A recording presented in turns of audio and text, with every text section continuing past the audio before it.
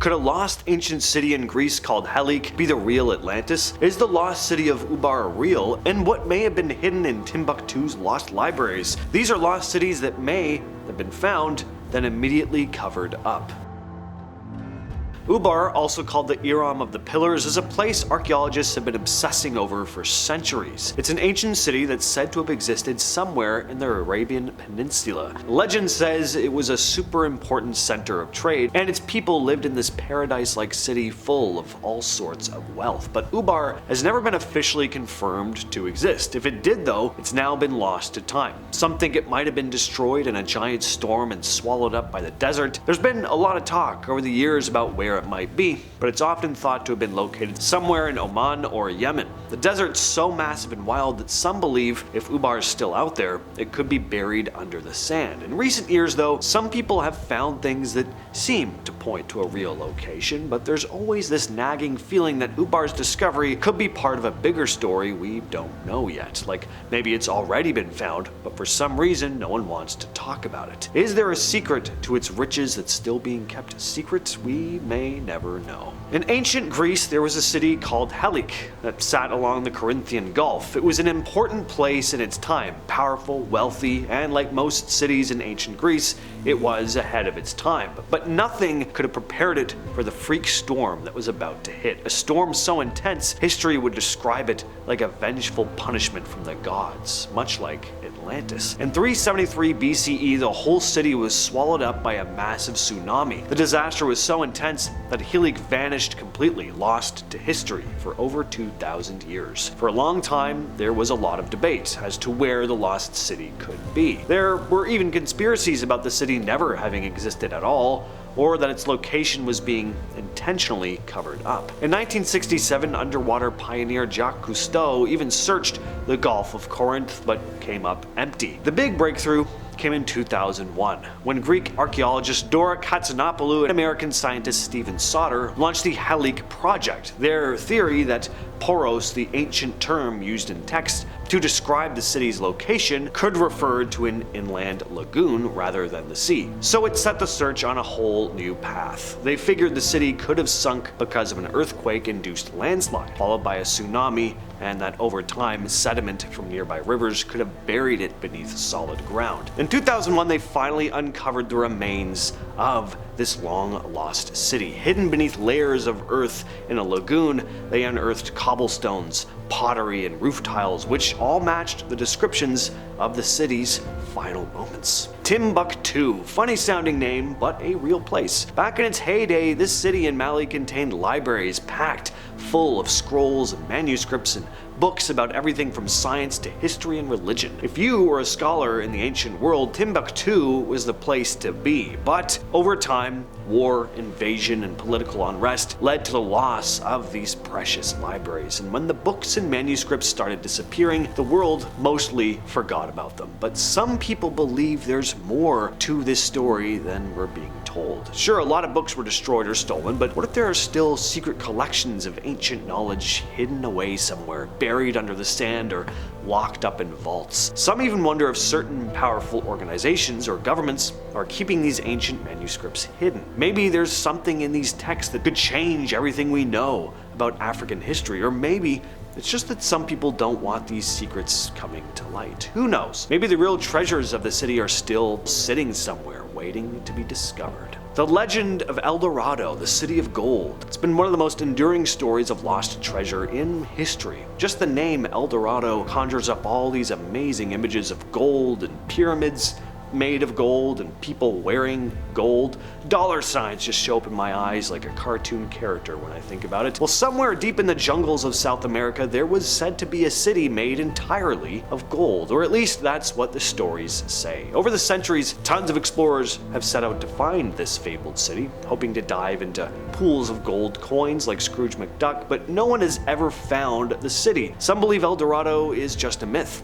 Others argue that the city was real and that it's hidden away somewhere deep in the Amazon or the Andes. It's also possible that the gold wasn't meant to be taken literally, though. What if the word gold was used as a metaphor to describe how advanced the city was, how much knowledge it contained? Did El Dorado ever exist? Well, if it did, why has no one ever been able to find it? Could powerful groups or governments be keeping this discovery a secret?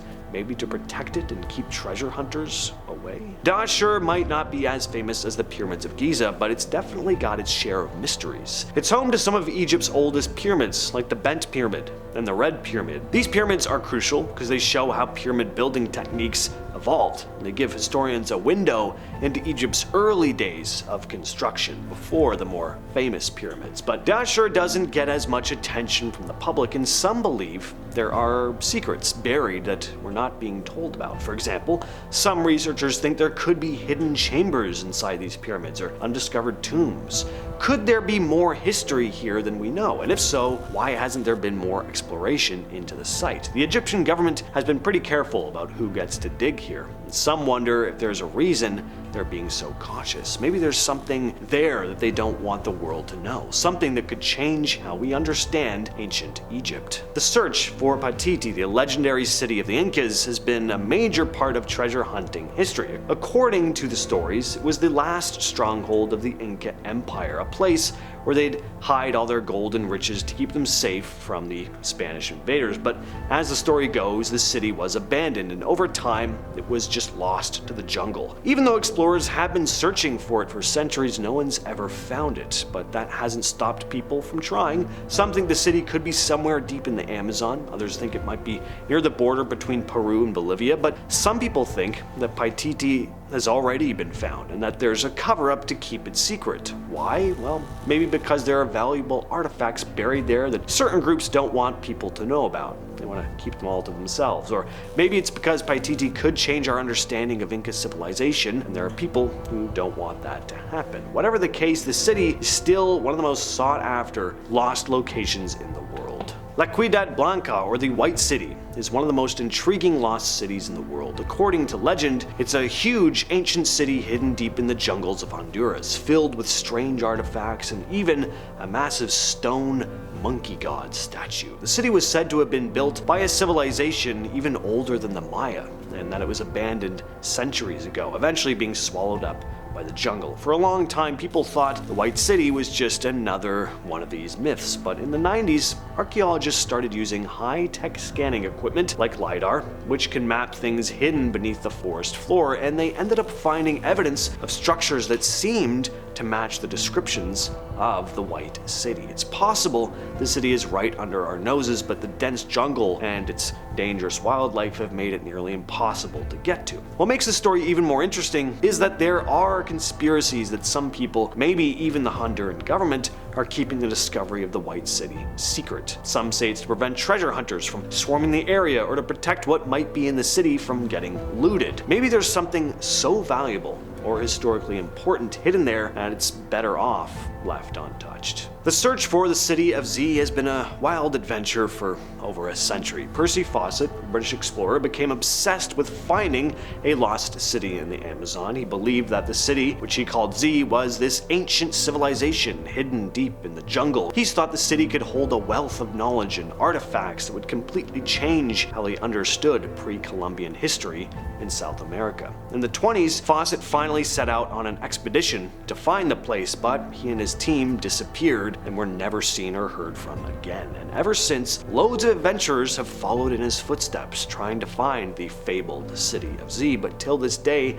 no one has ever found it. Biringan is a mythical city said to lie in the Philippines. Not much is known for certain, but according to stories passed down through generations, Biringan was a mysterious and powerful city, home to beings with supernatural powers. People describe it as this shining city, bright, almost otherworldly, and hidden deep in the mountains of Samar. Biringan may not be a city of ordinary humans either. Legend has it that the city is inhabited by what are called the Watas, an umbrella term for fairies, gods, and goddesses, spirits, and nymphs in Philippine mythology. The city is said to be invisible to the naked eye, only accessible under very specific circumstances, but some have claimed to have seen it, describing it as a quote, dazzling city of light. Some believe it's actually in a different realm, in a world between worlds. Lyonesse was a legendary kingdom, which according to stories from Cornwall, England, was located between the Isles of Scilly and the mainland. The city was said to be home to vast fields of crops, large settlements, and incredible wealth. Some even believe it was the land King Arthur's magical sword Excalibur was from. So what happened to it? Legends say that Lyonesse was destroyed